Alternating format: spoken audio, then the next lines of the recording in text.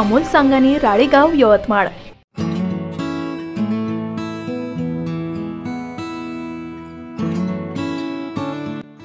रायगाव तालुक्यातील वडकी येथून श्री विठ्ठल रुक्मिणी मंदिरातून दरवर्षीप्रमाणे याही वर्षी परमहंस सुरेश बाबा यांच्या पायदळ पालखी सोहळ्याचे आयोजन करण्यात आले आहे।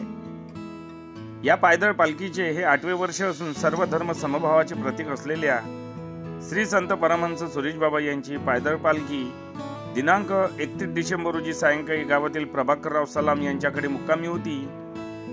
त्यानंतर आज दिनांक 1 जानेवारी 2025 रोजी टाळ मृदुंगाच्या गजरात ग्रामस्थांनी भक्तिभावाने या पालखीला निरोप दिला व ही पायदळ पालखी अमरावती जिल्ह्यातील फुपगाव करिता वडकी येथून आज सकाळी 9 वाजता रवाना झाली।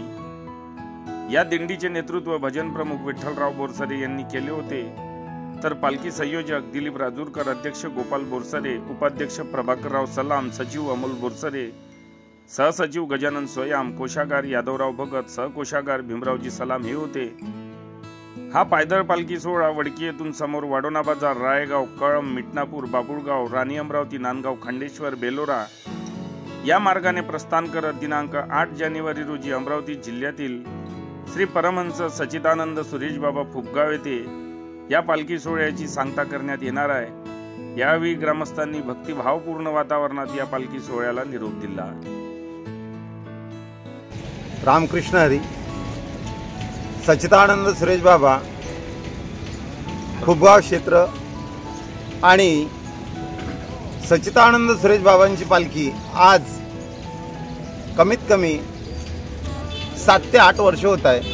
या पालखीला वडकी ग्रामातून ही पालखी निघत आहे। ही पालखी निघण्याच्या मागचं कारण पायदळ माणसानं काय चालावं, कारण वारीमध्ये जर आपण पायदळ चाललो तर त्या संतांच्या मागे जाण्याचा एकच उद्देश की आपला जो प्रपंच आहे या प्रपंचामध्ये आपल्याला भगवंतापर्यंत कदाचित जाणं शक्य नसते। या वारीत गेल्यामुळे 3 प्रकारचं तप घडत असते आणि ते तप म्हणजे कायिक, वाचिक आणि मानसिक। या 3ही तपामधून भगवंतापर्यंत सहजरित्या जाऊ शकते आणि त्या संतांच्या मागे गेलं तरच माणसाचा उद्धार आहे। एरवी माणूस प्रपंचामधून परमार्थ घडू शकत नाही, म्हणून त्या वारीचं पुण्य म्हणजे ही पालखी सच्चिदानंद सुरेश बाबाची। आणि ही पालखी दिनांक 31/12/2024 निघत आहे आणि ही पालखी सच्चिदानंद सुरेश बाबा फुपगाव क्षेत्र या ठिकाणी 8 तारखेला 7 तारखेला पोहोचत आहे। 8 ला काल आहे बाबांचा, त्याकरता आम्ही सगळे वारकरी बाबांच्या चरणावर प्रार्थना करतो की आमची वारी सुखरूप बाबांनी पोचवावी, हीच बाबाच्या चरणी प्रार्थना। आणि सर्व वारकरी आनंदित आहे बाबाच्या वारीमध्ये। दरवर्षीप्रमाणे याही वर्षी वारकऱ्यांची वाहन आहे, तरी दर मजल करत आम्ही प्रत्येक ठिकाणी मुक्कामांची व्यवस्था आहे, अन्नदान सगळ्या गोष्टी, त्याकरता त्यांची मी आभार मानतो।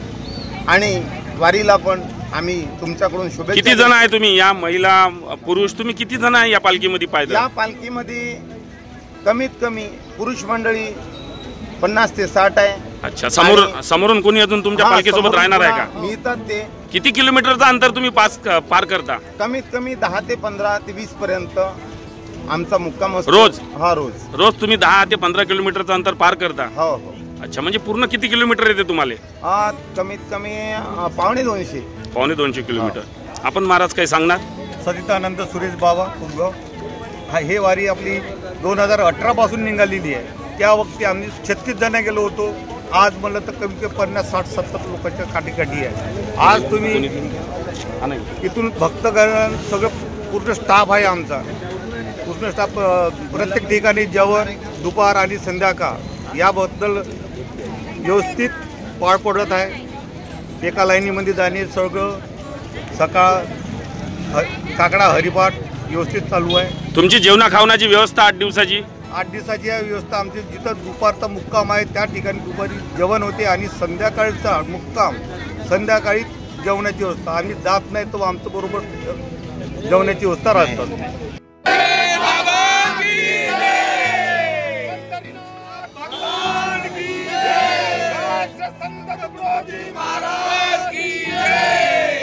बातम्यांशी अपडेट राहण्याकरिता आजच आमच्या चॅनलला सबस्क्राईब करा आणि बेल आयकॉनवर क्लिक करा.